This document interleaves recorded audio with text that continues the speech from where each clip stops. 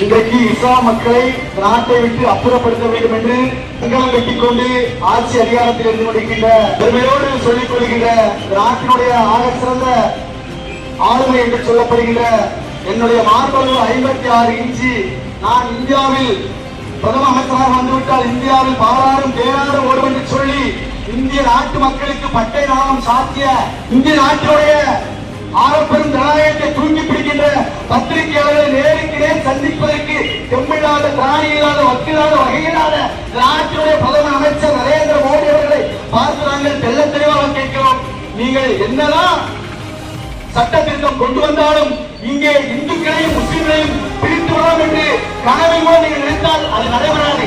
தமிழ்நாடு என்பது பெரியாருடைய மண். தமிழ்நாட்டில் இஸ்லாமியர்களுக்கு ஒன்று என்று சொன்னால் வீதியிலே இருந்து போராடுவதற்கு இந்து மதத்தை சார்ந்த நாங்கள் தயாராக இருக்கின்றோம். எந்த சட்டம் வந்தாலும் அந்த சட்டத்தை தூக்கி எறிவதற்கு இருக்கின்ற அத்தனை சாதிகளையும் மதங்களையும் கடந்து